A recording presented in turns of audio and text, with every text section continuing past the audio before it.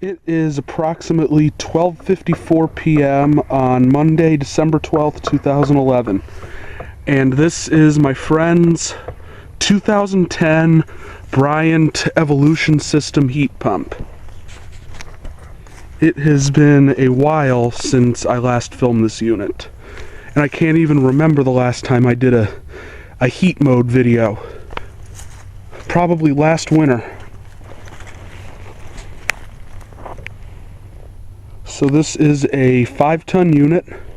It has a 2-stage Copeland-Scroll compressor, R410A refrigerant, which Bryant and Carrier call Puron, and it is matched up with a Carrier variable speed air handler with 20 kilowatt electric backup heat. So I am going to do a little startup shutdown video. It's actually not that cold considering how cold it was this morning. It's like 48 degrees according to the thermometer on the Evolution Control thermostat in the house.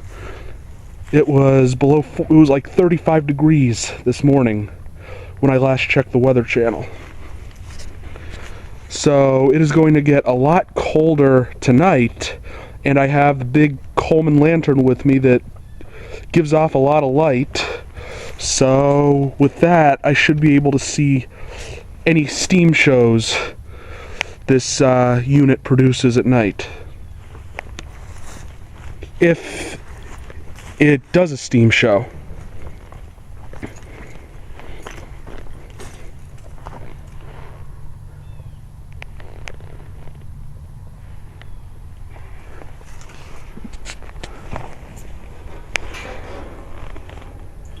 And for those of you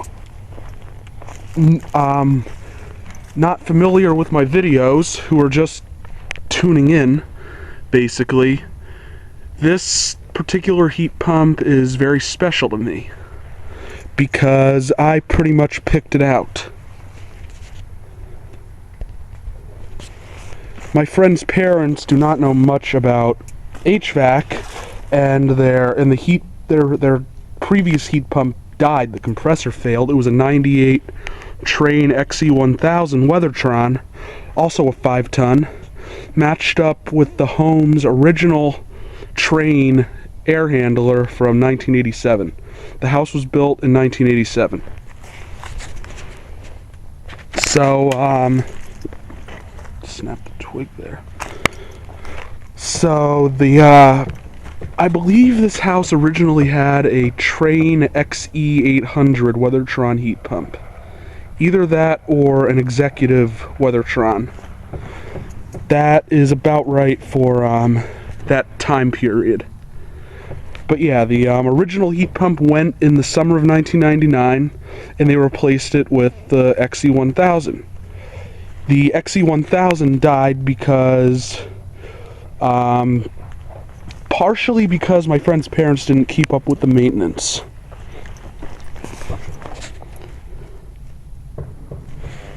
Now that I have educated them a little bit about central air and heat, they know to get this one maintained regularly. So this one should last a hell of a lot longer. But yeah, I picked this unit out myself. They gave me a bunch of quotes from different installers, and they wound up going with the company that installed the Trane XE1000 back in '99 on my recommendation. And it had the original air handler from 1987 that was still working, but that was single stage, because this one's a 2-stage with a variable speed air handler. It really makes a difference. And this is a huge house. It's almost 3,000 square feet, not including the finished basement.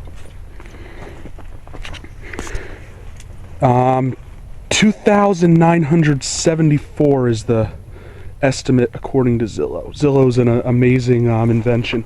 You can just type in the address of pretty much any house, and it gives you an estimate on the square footage. So yeah, not including the finished basement.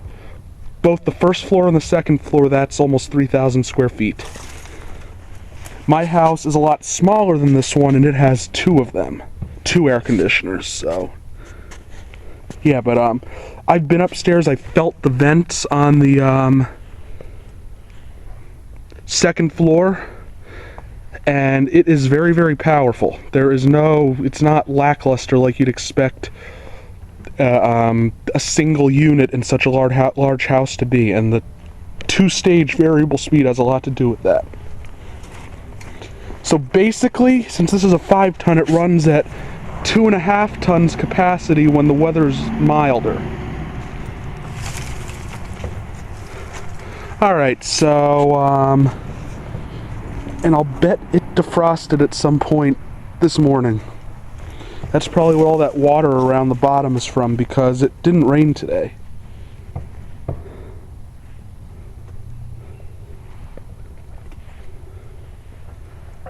And it's been almost 2 years, and my friend's family loves the unit.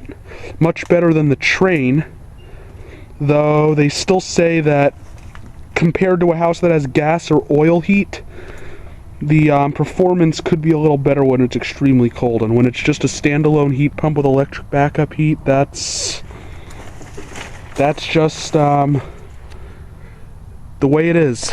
Heat pumps, standalone heat pumps, are not the best thing for southeastern Pennsylvania in the winter. A hybrid heat or dual fuel system is fine, but just a standalone heat pump, not a good idea. But that's the way the builder built the house. The system is good enough for heating it. And besides, the one thing a heat pump has over an oil or gas furnace or an electric furnace is that it defrosts in the winter. And that makes for a good YouTube video. So I am going to shut off the camera, turn it back on, and fire this up. This has been a Stamped Octagon production.